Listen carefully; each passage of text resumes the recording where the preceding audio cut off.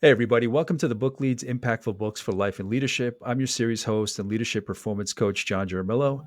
This podcast series is about getting to the books that have impacted the lives of people in my network. So these are great leads that I'll be interviewing on the books that we cover. And in this series, we're going to cover three types of books. The first one is one I've never read that they can share with me, school me on, tell me what the lessons are all about. The second one is a category where we've both read the same book, whether before this series in our previous lives or specifically for the series. And then the third one is about books that my guests have coming out, whether they're the author, the publisher, thinking about what they've published, why they published it, the value that it brings to the people that can buy the book, read it, and take in those lessons. So those are the three categories. In this episode, my guest is going to share a book that she was a part of as a contributor, an anthology. And for this episode, my guest is Jessica Pare. Jess is a learning alchemist on a mission to make the creation process easy and enjoyable so that purpose driven entrepreneurs can unleash their brilliance to a wider audience through online courses, programs, and memberships. Throughout her career in education and educational nonprofits, Jess has honed her craft of creating transformative and engaging learning experiences, whether online or in person. She believes that the key to learning is connection. When we connect an idea to our own past, present, and future, we bring it to life and allow it to transform us. This process doesn't always happen on its own, which is why Alchemy was founded to increase access to the incredible power that is a well crafted learning experience. So, Jess, thank you for sitting down with me for this conversation. Yeah, I'm so glad to be here. I remember when you first started this podcast, and before that, we had lots of discussions just offline about books that we were reading. So it feels like coming full circle to be here with you today. Yeah, yeah, yeah. I mean, we had met through I think as far back as Create What's Needed through Fathom, and then obviously we've seen each other on Connects Exchange. You are one person that I think I have met in person because a lot of the people, the guests on this series, I haven't met in person. I just met during the pandemic, but I met up with you and a group of others. It was almost like a homecoming, seeing all these people that I spoke to for months Mhm. on end, and then we all went for a hike. So uh, we've shared ideas in those forums. We've had those talks that you just mentioned. So it's amazing to be able to, like you said, just sit down and finally talk about a book. I mean, I've seen what you shared on social media through your company, through the book that you're a part of now, and what you've been reading. Same here. So I'm glad we could do this. Absolutely. Let's get So into it. so as we get into it, who are you today? So what is it that you're up to today with your company? What projects are you working on? What is your passion work nowadays? Yeah, so it's kind of surreal to be having this conversation today because in just 3 more days, my company will be 1 year old. Um, so I'm thank you. It's amazing. Yeah, and thinking about where I was a year ago, such a different place in terms of my mindset and my confidence. And what I've created in the past year, it came from I don't know if I can swear on this, but a Go crap for ton, it. a shit ton of courage. I mean, anybody who's an entrepreneur has like just masses of courage because we are charting new territory. We're putting ourselves out there in such a big way. And it's not the same as going to a 9 to 5 and doing your best, right? Like you're not having to struggle with the idea of like rejection on a daily Mhm. basis. And so many of us who are entrepreneurs, what we're creating is coming from this like deep place of identity and purpose. And so to risk putting that out there and having people not be interested in it is really scary. So, who am I now? I would say I'm a lot more grounded and in my value. And I think you know this from the conversations we've been a part of in the other communities that we're part of, but my journey has really been one of discovering and embracing my worthiness and that I am enough just as I am. And that sounds really pretty, but it's a freaking hard, painful process to strip away all of the things that get in the way of that truth. So yeah, really business ownership for me has been a proving ground and um, a, a container to practice that in. Yeah, and I'm glad you were that open and sharing what it meant to you, like the hurdles like you had to overcome about realizing your value that you are enough. I recently had the same conversation with Jess Mann in interviewing her Mm, for the series, where she talked about, or I talked about the communities we were a part of and just how much we shared, mm, because obviously the pandemic, that's why Fathom and Brent and Matt had put that series together to kind of see what was next, to see what people needed, what kind of conversations we had to have. And I don't even think we were ready for the kind of conversations or how open we were in those forums. I was telling mhm, Jess, that the other Jess, that I had shared a lot in there that I hadn't before, not because I didn't think I didn't have anybody in my life to have those conversation with, but mm, just that's the nature of those discussions. Was That's where it went. mhm, That's where the conversation went, just how open we are. So mhm. yeah, you're right. I knew you, before a year ago, so I saw that kind of transformation. So Yeah. it's amazing. Hats off. Congratulations. Thank you.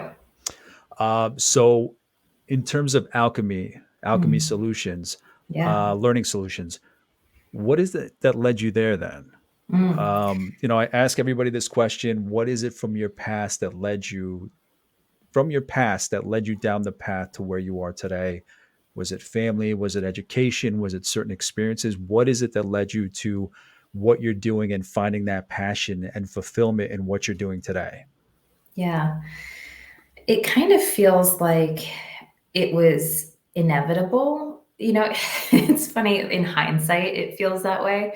But Always. when Like I was going the through it, journey is like yeah. this, but you I was end like, up like a where am foot I away from where going? you end up like a foot away from where you are, but you have to take like a 20 year, 20,000 mile Mhm. detour. But yeah, I can relate. Yeah. Yeah. Yeah.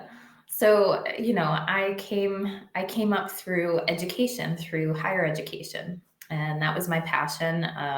Right out of college, I started working for the university that I attended, and I got my master's in education while I was there. And I thought, all right, I'm going to make a career like in higher education, helping students in this like really cool time in their life when they're so open to new experiences and they're learning about who they are, and I'm going to be a part of that. And then after 6 years at the university, I just felt stifled, and I found that upward mobility was really limited. People get in these jobs and they really like them, and so they hang out there for a long time. What were you So teaching? I was an administrator. Okay. So here's the other thing. I had the idea that I was going to start at the bottom and work my way up, because I had applied for some mid-level like program manager positions, and I didn't get them. So I'm like, okay, so I must need to set my sights lower. Okay. Hearkening back to the worthiness conversation. And I mean, Um, this is right out of college? this is right out of college. Yeah. So I'm like, all right, I'll apply as like an administrative assistant, and we'll go from there. So I got a job in the admissions office as an administrative assistant, and I was helping coordinate a national program where we had alumni who volunteered for the admissions office to help us recruit new students. So that's what I did. I did that for 3 years, and started working on my master's. And I was like, you know what? This isn't my passion. I mean, it's fun, but I really was attracted to the Center for Civic Engagement on campus. And this was the office that did a lot of programming to help connect students with nonprofit organizations in the city. And they also did programming around social justice, social issues. So I was a sociology major. That was really interesting to me. So ended up getting a job there as an administrative coordinator. So tiny step up. And I did that for 3 years, and I finished my master's while I was there. And at the end of the master's, I was like, hey, supervisor. This is where I could see myself heading in this department. Can we make something happen? And she was like, Jess, we love you. You do great work, but there's just nothing we can do. I was like, okay, well, I guess then I'm going to look elsewhere, because to me, excellence, ambition, they're just leadership. Those are just part of who I am. And so I was not comfortable just kind of Staying put. staying put, doing the same kind of thing I had been doing. I wanted more responsibility. I wanted more impact. So I ended up moving into nonprofit, and I worked for Make-A-Wish, which most people have probably heard of. And then I moved into some educational nonprofits, which was more aligned with my interest. And I worked in some inner city schools doing college and career access counseling to help kids figure out what their possibilities were for after high school. And fast forward, so a couple years later, I had a toxic work environment. It was a nonprofit, and I was only there for a year, and it was such a good teacher for me, because in that year, I was confronted with how important it was to me to be liked, how important it was to me to be successful, excellent at my job, and how when I get confronted with people that aren't warm to me, I hide, I pull back, I go inward. And so all of that kind of created this storm of things that I needed to heal in myself. And so I left that job, and I was burnt out. I was like, I need some time. I can't jump to something else right away. I need to figure out who I am, what's important to me, what I really want in my life. And so it was after a couple of years of that figuring out process that I came to alchemy. And it was a winding road, like you said. There were like little crumbs and hints all along the way. I worked at a yoga studio for a minute. I got a certificate in HR personnel. I took a life coaching program. I applied for a job in Malaysia. Like I did. What was the job in Malaysia? It was for Mind Valley. Okay. They're an online personal development company, and it was as a learning designer. So yeah, I almost moved to Malaysia, but in the end, I didn't. I had applied for all these corporate jobs as an instructional designer, and I was like, this is going to be it. This is what I'm meant to do. And I got to the end of the interview process for all these jobs, like I was one of the final candidates, and I didn't get offered any of them. And the feedback that I kept getting was, we think you'd be a great culture fit, blah, blah, but we don't see that you have the technical expertise in instructional design. I was like, oh, dudes, I learned technology so quickly. Like, look, I can learn it. unless it's like some obscure programming language Right. that you have to code. Mm-hmm. What a loss that they didn't take you on knowing Yeah. that it's amazing that they actually tell you you're a good fit for us, Mm-hmm. but you don't have the technical background. It's like, I know. that kind of falls on you to Yeah. show me what it is you need and trust that you can see that in me. Mm-hmm. But Yeah. it's so frustrating. So, so that all kind of came to a head in the spring of 2020, right when the pandemic was kicking off, and there were other things happening in my life that were just like disappointment after disappointment, and so I like fell into a deep depression, actually, the first of my life, and that was a really humbling experience for me. And I write about it in the book that we'll talk about, um, but I came out the other side of that saying, okay, like this is the feedback I'm getting. I'm gonna get schooled. I'm gonna go and learn the technology. And then like, you better hire me. And so I went through an instructional design academy. I got certified. And in the fall of 2020, I was like, all right, now is when I should be applying for these corporate jobs again. And I was talking to Jess Mann and I was talking to Brent, and I was like, these entrepreneurs. I was like, I just don't feel it. Like, I'm not motivated to apply to these jobs. And they were like, Jess, come on, like, start your own company. You got to just start your own company. I was like, whoa. Simmer down. No one said talk fucking crazy. Like, let's all relax. Yeah. Yeah. And so Jess introduced me to her business coach, actually, that she used when she got started. Yeah. And I had one conversation with this woman, Gina Johnson. She's brilliant. And she was like, this is a business. Like, you got something here. To do what you can do for coaches, they need you. No, I have met no one else serving this population. I was like, oh. So she painted the picture for me. She was like, this is what's possible. And I was like, all right, sign me up. Let's do it. Yeah. Awesome.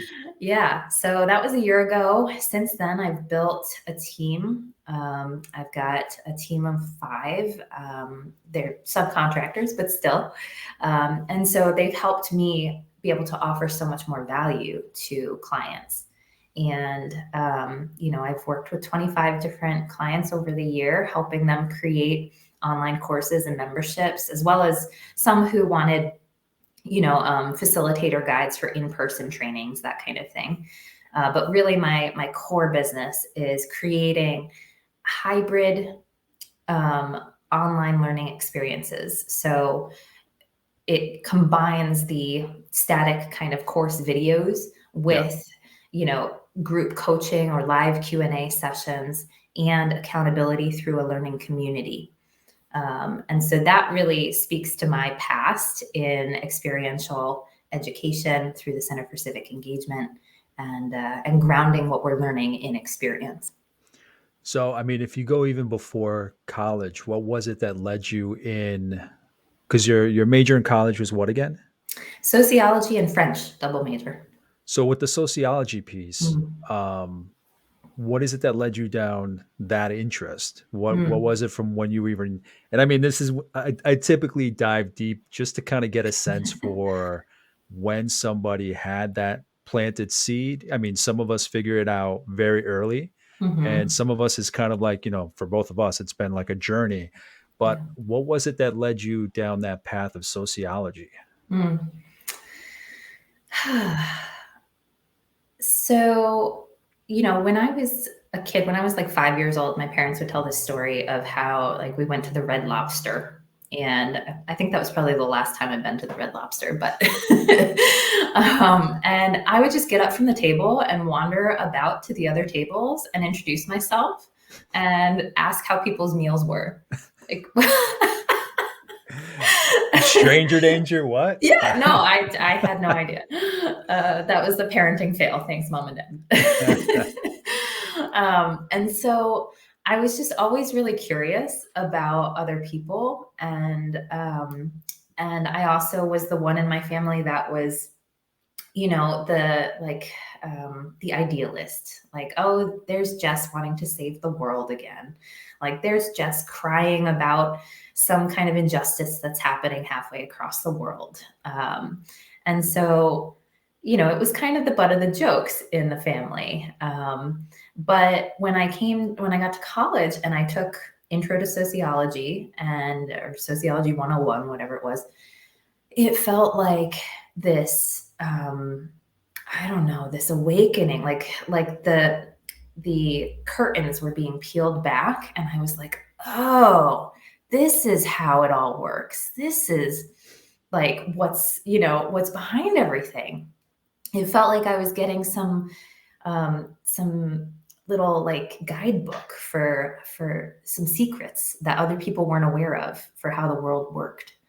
Um, and that passion has really persisted and informs what I do now, because I'm so fascinated by human behavior, by behavior change, by psychology and neuroscience, and how it all interacts and how our society influences who we become. So, yeah, I would say it wasn't like I took a sociology class and I was like, someday I'm going to be a learning alchemist. But it all connects together with my own journey of transformation. Um, and that's also why I named the company Alchemy, because for me, I'm a lifelong learner. I read nonstop. I'm constantly absorbing information. Yeah. Um, I can relate a little. yeah, I believe that. Yeah, and so to me, the learning process is like alchemy. It's this magical process of transformation, taking something that is, has these characteristics and transforming it into something else. I love that idea. Yeah, when you announced the name of the company, and I love the idea of it's not just input, it's not just information, it's not just give me the raw materials, I'll do something with it. Mhm. It's really, I love that word transformational, just because I mean that's what it should be. Mhm. And I love the fact that you think that way, that it was planted with that sociological just gravitation you had to those kind of issues, those Mhm. things around the world, whatever it may be. And I mean, here you are helping people, and again, that windy long road, but Mhm. um, that was inside you from the get-go. It was just a matter of Mhm. fine-tuning it, and then having people say, why don't you start a business? So I love that story. Yeah, and John, just to add a little more flavor to it, Sure. when I majored in sociology and I came out of that with this deep, like, yearning to right the wrongs in the world.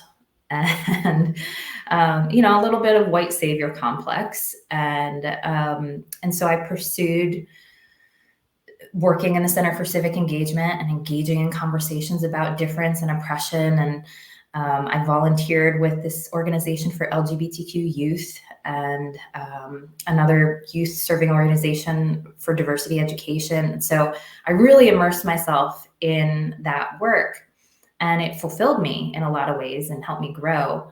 But it also, in the end, with that other nonprofit I told you about, it drained me and left me really questioning who I was. And like, financially, I had gone through a divorce that year. I was supporting myself, and I realized, as a single person trying to live on my own, um, this salary is not going to cut it. And so that was an awakening moment for me too, of like, it's not that I'm not budgeting well enough or that I'm not responsible enough with the money that I'm making. It's that I'm just not making enough and Yeah. to live, a comfortable lifestyle that I want to live. And so I got to validate that for myself. Like, that's okay. It doesn't mean that you're greedy. It doesn't mean that Mm. you're a bad person for wanting more. Like, it's okay to prioritize your financial well-being. And so that was also a huge impetus in me, coming on this path and applying for those corporate jobs and then eventually starting my own business. I love hearing those stories where it sounds bad at the beginning when I say this, but when things don't work out for people, when they don't find what they're looking for, um, they're trying as hard as they can.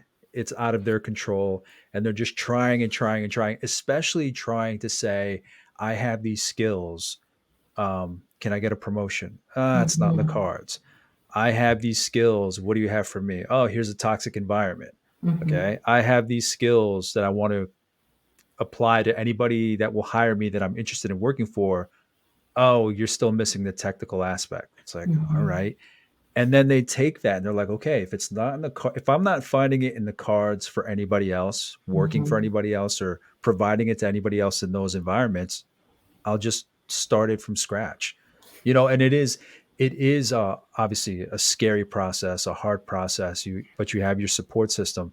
But I love hearing when people are like, you know what, I try to provide it to others. I try to apply it with others. I try to create it for others a lot over the years, various environments, and it didn't work out. Mm-hmm. I felt like I was at my lowest and depressed. So now I'm going to do it for myself. Now I'm going to build it myself. Mm-hmm. And just that level of fulfillment that I see in your eyes and hear about and see about on social media, it's just That's the kind of story I like, where you're trying to provide it for others, and then finally it's like, you know what? Then I'll build it myself. So I love Mhm. that. Yeah, and now this past year, getting feedback from my clients like, I could never have done this without you, or creating a course with you has felt like self-care. Like that is the greatest compliment that anybody could give, Yeah. because it really is, I'm holding this space for people when they're creating their courses or programs, that like the creative process is vulnerable, and it brings up our insecurities and our fears. And so, what I do isn't just like you give me your content and I like make it into something. It's really coaching and guiding and reflecting back, like, this is why you said you wanted to do this, remember? And like, this is how capable you are, remember? um Yes, I love yeah. that because it's transformational, not just in here's my the raw material, here's all the information I want to share and teach. Hmm. It's not transformational in making it look great and the flow and all that.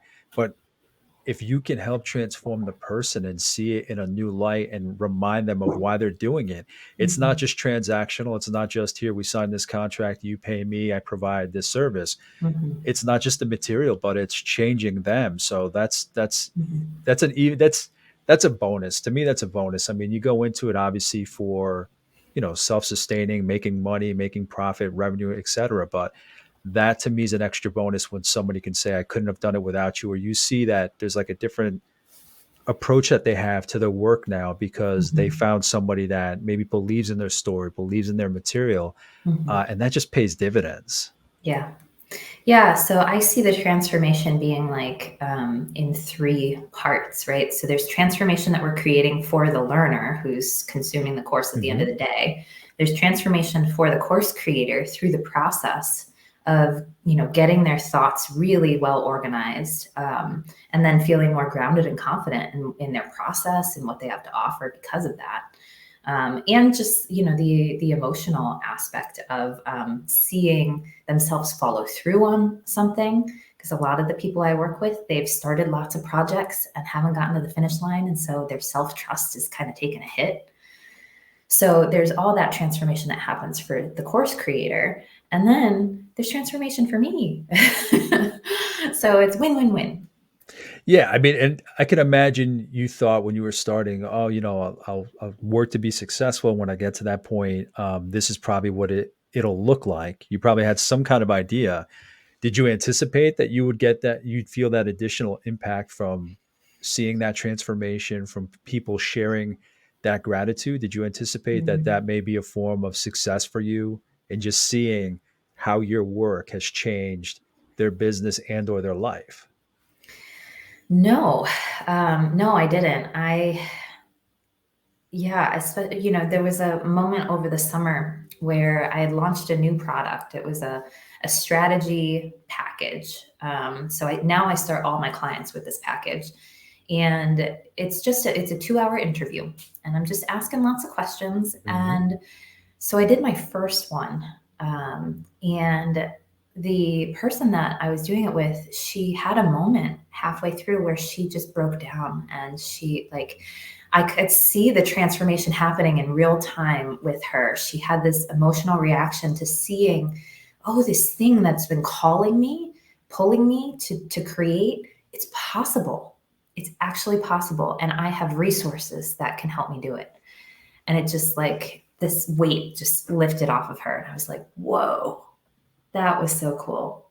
Powerful. And you never would have imagined something like that happening. No. You go into it thinking you have great intentions. You're going to help people as much as you can, but you go into a business, you're like, okay, this is transactional. I'm going to respect my clients. I'm going to provide courtesy, customer service, client service. Mhm. But then to see that, it's like, oh, there's this other layer of what you can take Mhm. away. Yeah, I love hearing about that. So thank you for sharing that, Jess. Yeah. Yeah. So And what don't sorry, it just, no, go ahead, go ahead. it does harken back to when I was working at the Center for Civic Engagement. And I had great leaders there, really. We had a working group that was a subset of the people in the office, called the Compassionate Workplace Working Group. And so this was one of the strategic pillars for the year that we were going to focus on for the center. Obviously, this wasn't a toxic environment, right? This was not the toxic environment. Obviously. No, Okay. Okay. this was a joyful, beautiful place to Okay. work. Okay. And so we got to spend a year talking about what it means to be a compassionate workplace, and how do we help people bring their full selves to work, and how do we support them when life is happening. And so that has definitely informed my leadership style and what I bring to the work that I do with my clients now, because I don't see them as just like, all right, we're getting a project done. Like, where are you on these deliverables? It's like, okay, it's been 3 weeks and we still haven't gotten this done. Like, talk to me. What's going on? What do you think is happening here? And then that opens up the space for them to say, oh, I think I'm afraid, or I think, I've had all this life change going on. And I'm like, all right, that's fair. Like, we have lives, we are whole human beings. So, and have the accountability. So the compassion and the accountability at the same time. Yeah. Yeah. Yeah. It's amazing what you get just by asking somebody something.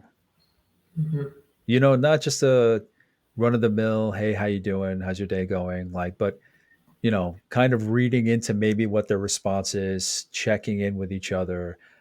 It's amazing with just a word, a thank you, a please, a comment, a sentence, a question. The question is just the most powerful thing. Mm-hmm. And if they Especially, if they get asked a question that they haven't been asked before, mm-hmm. I've seen that kind of thing where there's just a different kind of response because I don't know, they just haven't been in that situation where somebody has posed that question that maybe they need to express or respond to and get that energy out of them excuse me, to just go from there and Mm-hmm. get better or get some kind of help. Yeah, especially, doing business in this time, in our Yes. world, people are dealing with a lot. And so I think compassion should be in business more than ever before. It's Yeah, needed. I mean it it sounds like common sense, but it's not common practice. It's mind Mm-hmm. blowing. Yeah. All right, why don't we thank you for giving me the background because it just always paints a great picture of what we're Mm-hmm. going to be talking about, the book, the value you take away from it. Mm-hmm. Um, it ties in nicely to who's sharing that value. So thank you, Jess. Why don't you go into the book? Just if you can just introduce the book, tell us a little bit about it, how it came to be, and then we can go from there and ask a few more questions. Sure. So the book is called Be the Beacon, and it's an LPL transformation anthology, and LPL stands for Ladies Power Lunch. It's a networking community that started in Connecticut 8 years ago. And it literally was one woman who was tired of doing networking the traditional way. And it felt really transactional to her. And she was like racing around to all these events, but it felt like there was no connection actually happening. People just throwing business cards at each other. And so she's like, you know what? I'm going to create my own thing. And she invited like 7 women to join her at a Ruby Tuesdays and actually have lunch. And they did. And they made all these connections with each other and helped each other out and referred people. And they started doing it every month. And then it grew and it grew and it grew. And then in 2020, it had to pivot and become an online community. And that's when I joined it, like a month after I started my business. And it was such a supportive, integral part of my success and sticking with what I'm doing, because these women, they were referring people to me. They were, shouting me out. They were inviting me to come on their show. They were, I couldn't have done what I've done without this community. And so Dr. Davia Shepherd is the founder, genius, and she partnered up. So she's all about collaboration. She partnered up with another amazing woman, Elizabeth Hill of Greenheart Living, who's a boutique publisher. And so the two of them have done a number of transformation anthologies together where they bring together 20 some odd authors who have a story around a related topic and share their story. And through the power of everybody bringing their connections and network and supporters to the table, it allows everybody to rise much higher than we could on our own. So, Be the Beacon was the latest anthology that came out in October 2021. This is the third in the series? Let's see. So, there was The Great Pause, Success in Any Season, and Transformation 2020. So, this is the fourth. Fourth, okay. Yeah. Yeah. So, the theme for this one was, beacons. So, and by beacon, we're talking about all different moments in kind of discovering our light, healing through fire, finding our way home, because beacons will help us do that, or lighting the path for others. And so it was all these stories of inspiration, personal stories, professional stories, together in this one book. Yeah, and I've spoken to a few people, or just anybody that I collaborate with or partner with, about networking and how it's changed over the last year. I mean, I consider um, Create What's Needed, and I've said Create What's Needed, Connects Exchange. They're the reasons that this podcast is here, just Mhm. because of the new nature of, two-dimensional conversations like we're having now, and just getting to the core of what people are sharing. But I've also talked about how networking has just, for me, improved, because it was like that, Jess, where you would go Mhm. to a networking event. And I give an example of a guy, he always stands out, where he would walk up to me and a friend, I think there were three of us, and he'd walk up to us and ask us what we do and ask to see our cards. And if he didn't see what he wanted to see on the card, he just kind of walked away, Oh no. not thinking that maybe we would hear him out about what he does and we'd know somebody that could work with him.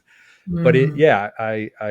I say that only because I can appreciate the founder beginning that LPL, Mhm. because there is just so much to networking that's just, I think now it's a bit more efficient, where, because it is two-dimensional, we share a little more about ourselves. We're in our environment, we're home, we're Mhm. not putting on a suit, driving somewhere, getting a drink, and then having these one-on-one conversations. We're sharing more about ourselves. And as for the book, I mean, Be the Beacon, could it have come out at a better time? I mean, during this pandemic, Mhm. considering how lost some people may be. And I love the fact that you say that you can be the beacon, or there are different ways to look at what a beacon Mhm. can be.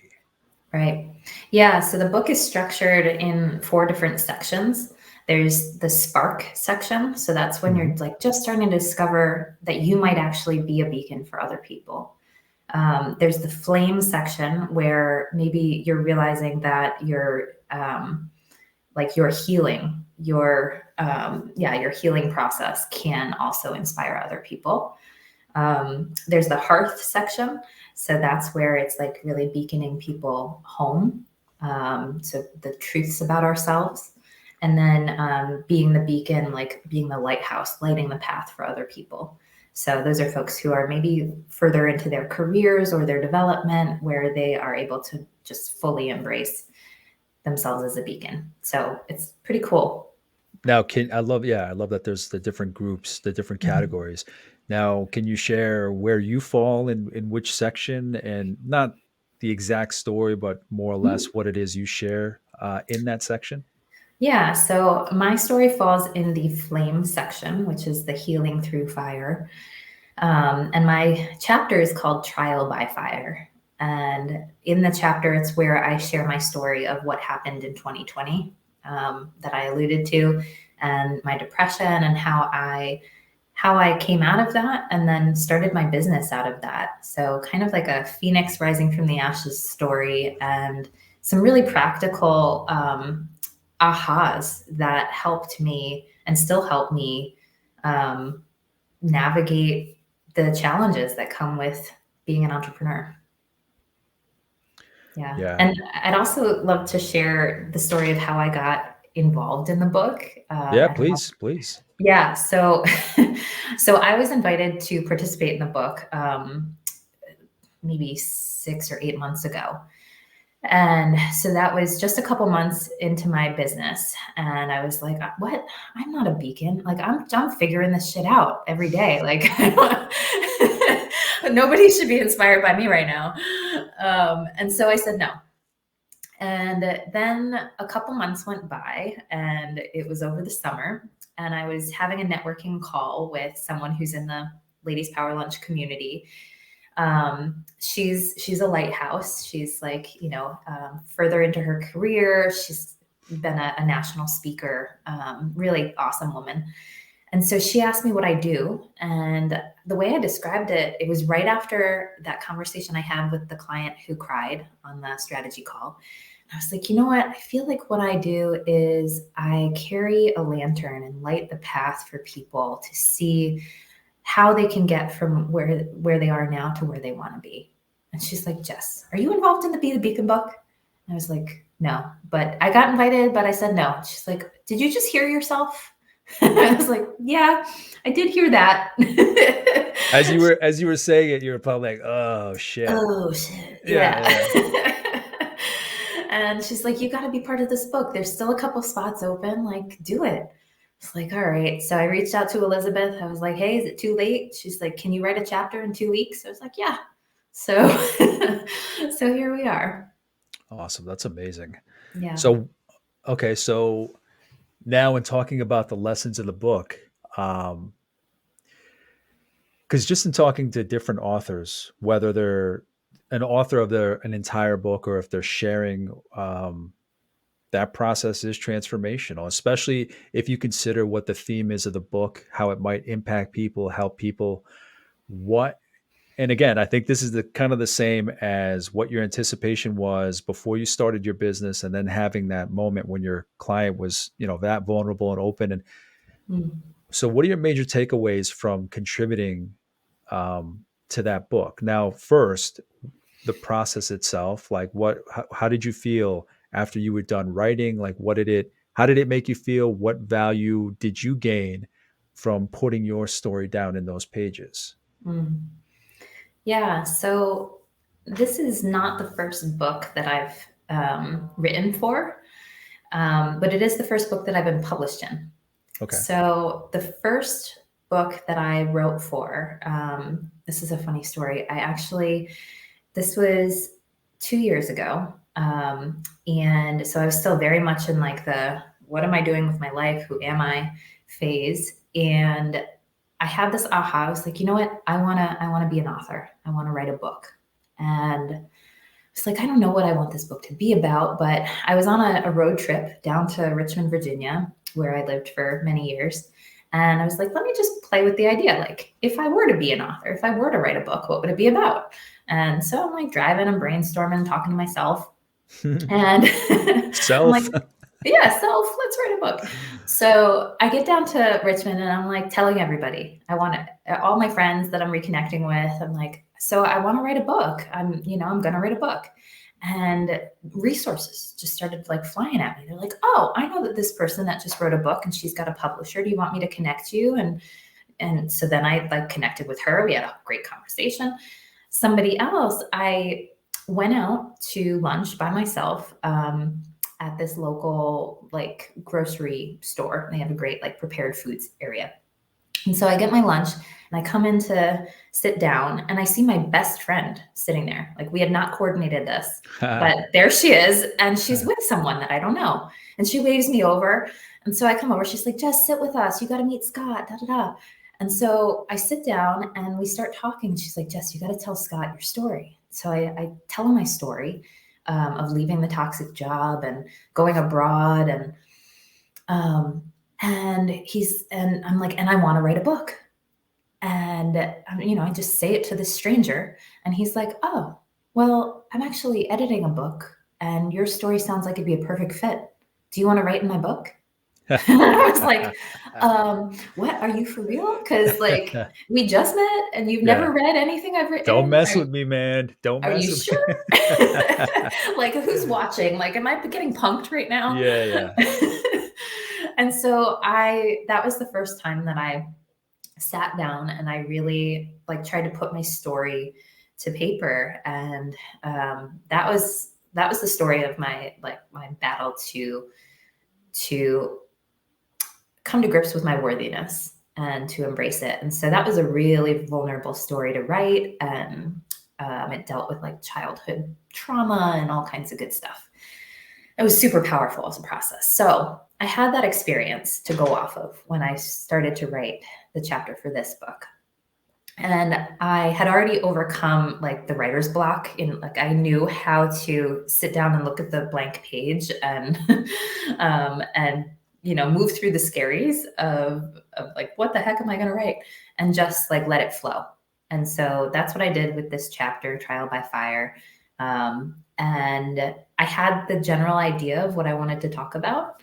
And so it just came out. It came out really naturally, John. And that's the beauty. I don't know how much writing you've done, but that's the beauty of kind of surrendering to the creative process and trusting that like your intuition, your inner knowing is going to come out if you just get out of the way. Oh yeah. Oh yeah. Mm-hmm. It's this whole thing of like, just get started. Mm-hmm. Just get started. The hardest part of anything is always just taking that first step, because we Yeah. don't trust what's out there, or we don't trust ourselves. But when it comes to a book, it's like, man, this is going to come fully from me. I can't play I don't know what's out there in terms of what may be a threat against me, right? Mm-hmm. Gotta trust yourself and get out there and just, start with that first word, that first sentence, that first paragraph, and hopefully you fall into that flow of just recognize the value of your own life and your own life story. So Mm-hmm. yeah, it's just take that first step. Yeah. And then also, like, don't try to edit as you write. That was a big lesson I learned. Um, yeah, just get it out there and then come back through. Um, I think it's Anne Lamott who talks about the shitty first draft. Like It, just, she was who? I've heard that name before. she wrote Bird by Bird. Oh, I don't know that one. The name Oh, sounds familiar though. it's a book about writing. Oh, okay, okay. Yeah. But I have heard don't even edit, just kind of go in your zone, see what comes out of you, and then Mm-hmm. go back. You don't want to hold up the creativity if you're Mm-hmm. just kind of flowing and it's just coming out. Mm-hmm. Okay, so with the new book, then how did you feel afterwards, putting this out Mm-hmm. there, what you had gone through, maybe thinking about how it would help people? Mm-hmm. Um, I can assume it was kind of like a major step in seeing that worth and value, but what did you feel? Mm-hmm. How did it play out? Yeah, well, it's funny, so I go through that process of like opening up to what's coming out and I let it come out. And then when I go back and I read it, I'm like, whoa, that's good. Like, holy God, I wrote that. It's like you blacked out, wrote it, and woke up, and yeah, yeah, yeah. Yeah, so that happened. And then a couple weeks went by after I submitted it and I shared it. I shared the draft with a friend and his feedback was like, yeah, I don't know, it didn't really land for me. He's not an entrepreneur. um, so that's another thing, like choose who you ask for feedback wisely, Yeah. right? It doesn't have to be somebody that's going to say, yes, that's amazing. It doesn't have to be a yes person, but at Mm-hmm. least somebody that is within that range of understanding what you're writing about, not somebody Yeah. that's like, in the back corner of something Mm-hmm. completely different. So yeah.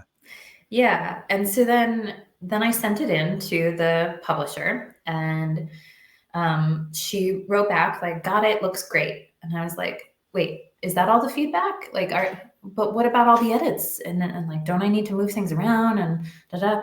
And she was like, "No, it really landed. I think it's awesome." And I was like, Take but that, friend."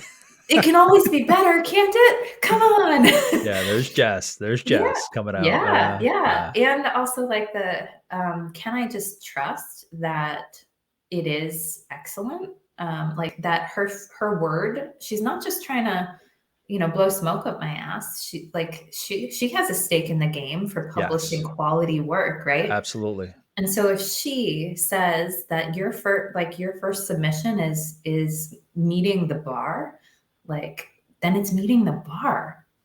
And I think I'm just now, as I'm saying this out loud to you, like taking that in, like, that's pretty awesome. Like, I can like pat myself on the back for that. Absolutely, and that's one of those things. That's why I always go back to, like, just saying things out loud or writing it down, like, you were in the experience with her where she said, "Yeah, it looks great." You're like, "Oh, that's awesome." And you knew Mhm, that. You took it back home, you're like, "Oh, that's cool that she thought, that's all set. That's awesome. I can't wait." mhm, But then when you share it with somebody and you tell somebody about it, it's just it gives it a different what mhm, happened in the moment, but it just mhm, gives it something else where you really take stock of what someone says when you share it with somebody else. So I mhm, always love seeing those moments where people say, just in me telling you this or me sharing this, or I haven't shared this with anybody, those kind of moments is mhm, like, yeah, because we may understand our value, but very rarely do we get the chance to really share that we're mhm, proud of something, that it may be humility that holds us back. We don't mhm. want to come across as cocky, but I've seen so much of that, even in myself, where you don't want to share because, not that it's this particular reason that you're sharing that now, but we're just scared of really sometimes shouting from the rooftops how good we are, Mhm. as long as it does create some kind of value. And obviously yours landed, so it did. Yeah. Yeah, and it's funny now I'm realizing that one of the pillars of my chapter, one of the 5 practices that I share is, noticing and celebrating the wins. So, as a perfectionist, as someone who is always attuned to what could be better, what didn't go quite as well, what I could improve, it has been so important for me to make time and space to identify and celebrate the wins. And I don't do it by myself. It's a thing that I do every month, and I write down all of the things, personally and professionally, that I'm proud of from the past month. And then I do this practice with a girlfriend. So we call each other up, we share a couple of the things on the list, we build each other up, and we're like, "Yes, girl, that is amazing. You are such a badass." And it feels so much more fun and meaningful to share it with somebody else who is cheerleading our growth as well. That's amazing. Because I think we're always, it's weird. Sometimes we're not living in the moment, and that's where our anxiety peaks up, or our regrets. We're thinking of the past, we're thinking of the future. And then sometimes we're so stuck in the moment that we don't go back and look at our past, the good stuff. So we're always in like the wrong place to be. If it's like anxiety, we're thinking of somewhere else. If we're supposed to be celebrating something, we're in the moment, we're just seeing what's in front of us and not thinking about those great. That's a great exercise, by the way. Because Mhm, there's sometimes where we're working, or I'm working, and it's kind of like you feel like you're chipping away, but you're like, man, is this going to work? But you don't mhm, step back and take stock of that great connection you made, that great collaboration you just put out. So mhm. that's a great exercise. Yeah, so I can attribute that exercise actually. Gosh, I'm not going to remember his name. There was a speaker who came to a Connect Exchange or Create What's Needed, um, who worked with doctors at Yale Hospital. And he was like a leadership coach for them. He's a friend of Brent's and a spiritual guy. He talked about some kind of religion and spirituality stuff. Anyway, he made an offer at the end of that event and said, if anybody wants to come take this leadership assessment that Mhm. I facilitate, feel free to do it. And so I raised my hand. It's like, yep, I will do that. So I took the assessment, and then we had an hour-long debrief afterwards, and he went through the report with me. Like such a generous gift from this person. Yeah. And um, the results were like, yeah, Jess, basically like you got skills in the upper percentile for all the categories of leadership. And I was like, halfway through this thing, he's telling me this, and I'm like, but this can't really be valid. Like this instrument must be invalid. Everybody must get these results, right? And he's like, oh, no, okay. So he's like, Sit down. sit down. He's like, I've done this assessment with hundreds of leaders over the years, and these are not typical results. Like this instrument is valid. What's interesting is that that's where your head went. And so he was like, I'm going to recommend this activity to you. I'm going to recommend that you spend time looking at your wins, your successes, Mm. what you're good at, what you're doing well. Because, girl, you've got like a dysmorphia, you know? Mm. Yeah, yeah. Yeah. And And it's just it's been such a helpful practice. all about stepping outside of yourself just for a little bit and taking stock of what's actually happened. Hmm. You know, Yeah. not just listening to your lifelong perception or interpretation of who you are, but actually taking stock of the objective stuff that you've done. Hmm. Yeah. So, Jess, when it comes to okay, so there's the writing component, but then Hmm. from sharing the story, have you, and aside from this particular story about the assessment, have you seen a change in you, your approach to your work, your leadership, your life based on, again, like we talked about, once you write something down, it takes a different form. It makes a different impact. So Hmm. since the book came out or since you Hmm. started sharing that, have you seen yourself change more proactively, more intentionally with your own approach to your own life? Mm. Just since it came out. Yeah. So it's been a week. So, but in that time we had a summit. So for each of these book anthologies, there's a corresponding summit that Dr. Devia hosts.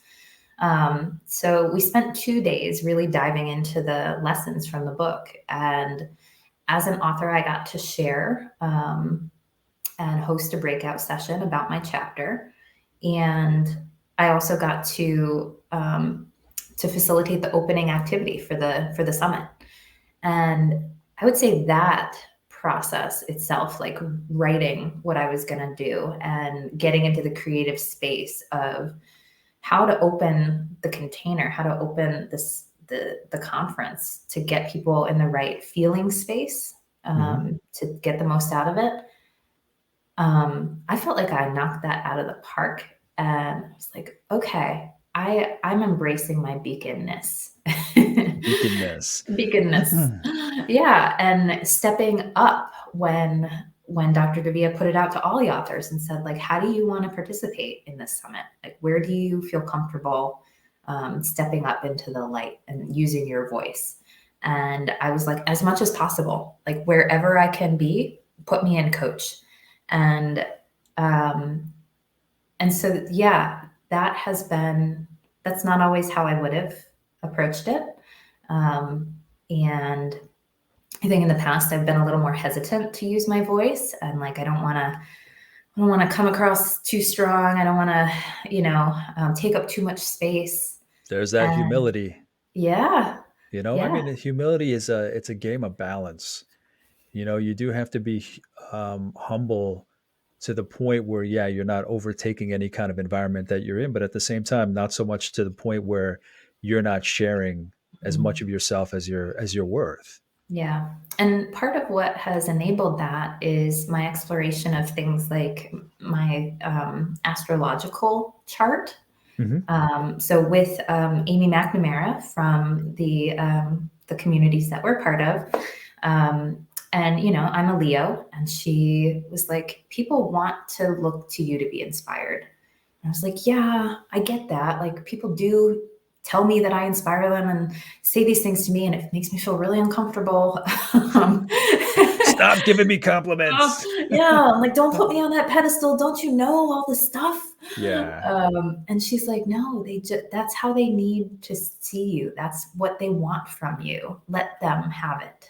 And I was like, oh, okay. So it's not being full of myself to let them be inspired. Um, so that was a huge awakening for me. And then also exploring human design, hmm. um, which is kind of like your energetic blueprint. Oh Um, yeah.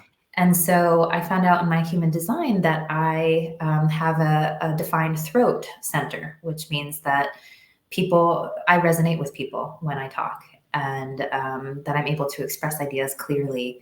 And so, that just gave me a little more confidence of like, okay, I can put myself out there, and like this is how I'm designed. I'm meant to do this. Let me lean into it. That's amazing. Mm-hmm. I mean, there's no other word for it. And you go through your life down these different paths, closed door here, closed door there, closed door, and yeah, you get to a point where like, it's supposed to click at some point. Um, and it's just never too late. And the great thing is about finding it, not at the very start of your career, but maybe mid-career, is just I think you have a deeper appreciation for it now than maybe you would have had sooner, right out of Mm. college. So I mean, Mm. you found your calling and you can hit it with a little bit more force than maybe you could have right out of college. Yeah, that's a great point. Because I have at times,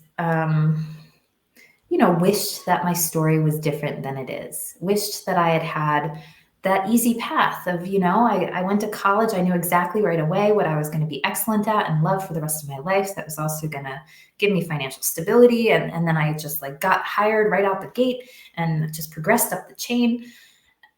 That sounds really nice and easy and fun, right? But that was not my story. But like you said, coming to where I am now, having overcome the things I've overcome, gives me perspective, gives me more gratitude for where I am.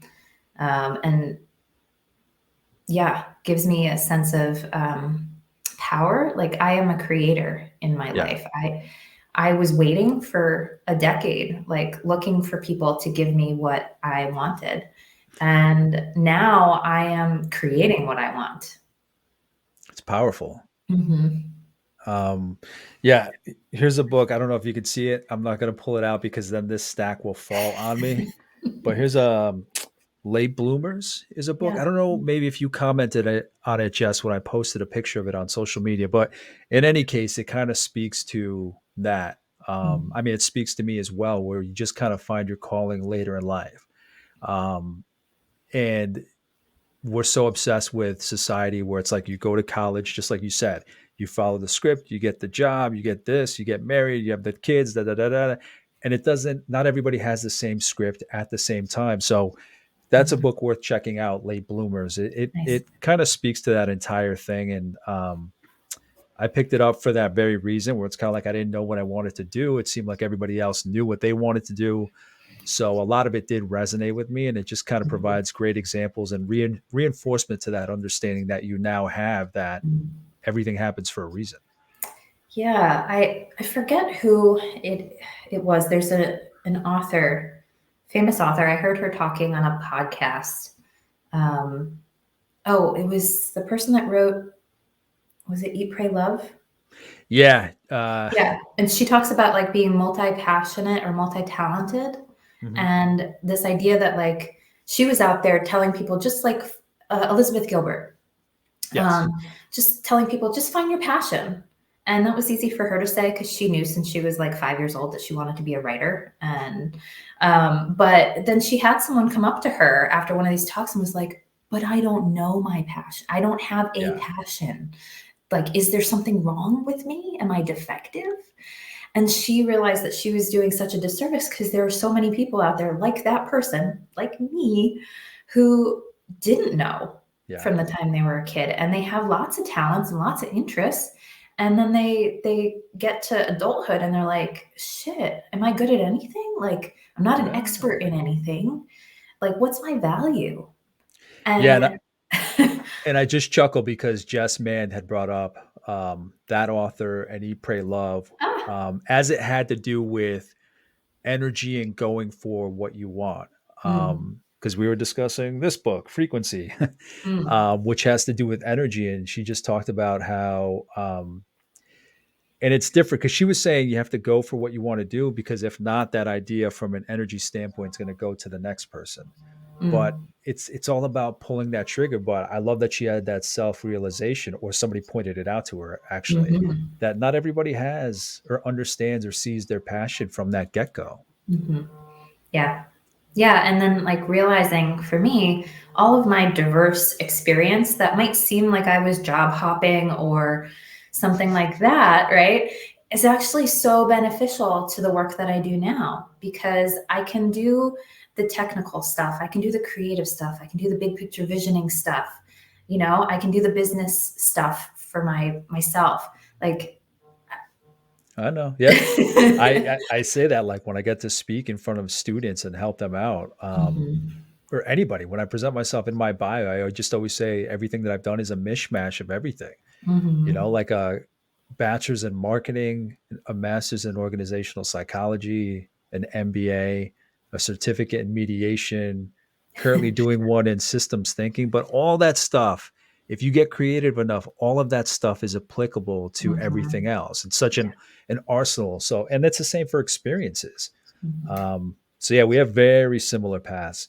Mhm. So Jess, when it comes to the book, generally, how would you package, regardless of somebody's industry, what field they're in, how would you package the lesson to them? How would you sell them on what the value is that they can pick up, that main lesson that they can take away from reading it? Mm. Yeah. Well, this book is unique because it has 20 different stories in it. So, um, I think there's a story for everyone in this book. Whether you are feeling low and like you need some guidance, some light to help you get out of the dark place that you're in, or whether you are feeling like you're coming into your own, or whether you feel like you've been doing this work and inspiring others and guiding and mentoring others for a long time, you're going to find something that will either help you onto the next phase or that you'll feel seen by. And I think you'll just be able to connect and see yourself reflected. So, yeah. I love the fact that this book has those different categories Mhm. because, and I think somebody may say, "Oh, I want to hear like the good stuff. I want to hear being the beacon for somebody else." But it helps them appreciate what other people are going through just by reading the stories where, Mhm. they're in those different phases. Yeah. Because some Yeah. people don't realize, some people may not realize how hard it may be, and then they're going to have those moments, think that they're the only one that goes through it, and then suffer those consequences. Where Mhm. if we can relate to somebody, especially about the detour Yeah. or the closing doors that we happen to see everywhere, they can say, okay, this person went through it. They just kept going. They believe in the end, they believed in themselves first and Mhm. foremost, and it worked out. Now they're happy. Mhm. It's not saying everybody's going to follow any given path laid out in the book, but it gives Mhm. them perspective that they're not alone in what they're trying to do or that path that they're trying to take. Yeah. Well, and it reminds me of, 6 months ago or something, I was having a moment in my business where I was soul searching. Like, am I doing the right thing? Am I working for the right people? Am I offering the right thing? And I called up Brent and I was like, this is how I'm feeling. He's like, yeah, I feel that way sometimes. He's like, the way to keep going is just to not make it mean that you're doing the wrong thing, to not make it mean that you should give up. Like, just accept that that's a part of being an entrepreneur. You're going to question yourself. You're going to have these moments where you're not sure and just keep going. Yeah. I was like, ah. So that's what this book is about. It's about how to keep going. Awesome. Yeah. Jess, in wrapping up, is there anything else that you want to share or mention, whether about the book? I mean, I'll share all the information on the book as Mhm. well as your company. But if there's anything you want to share, anything you have upcoming in the next couple of Mhm. months, or anything you want people to know about, Yeah. please feel Yeah. free. Thank you. So the book is available on Amazon. It's free right now on Kindle Unlimited if you have that. But you can also get it paperback. And what's coming up for Alchemy right now is I have started a mastermind conversation that I'm hosting monthly for aspiring course creators to come Awesome. and meet in community, talk about what's getting in the way, talk about what questions they have, get some expert advice from yours truly so that they can move through the darkness and get back into action. So if folks are interested in that, they are welcome to find the details and register on my website, alchemylearningsolutions.com/roundtables. Amazing. Um, Thank you so much for taking the time to sit down with me, Jess. Thank you, John. It's been a pleasure. Uh, and I can't wait to look forward to reading the book. Yeah, I have a deeper appreciation for what we all go through, and it's great to see the stories that different people can tell. So I'll definitely pick up a copy of the book. Now, if there's anything that I might have missed in this conversation with Jess, please let me know. Send me something and I can reach out and relay any questions to her. In the meantime, thank you for watching. Thank you for listening. Subscribe where you're watching, subscribe where you're listening, and I'll talk to you in the next episode. Take care. Thank you.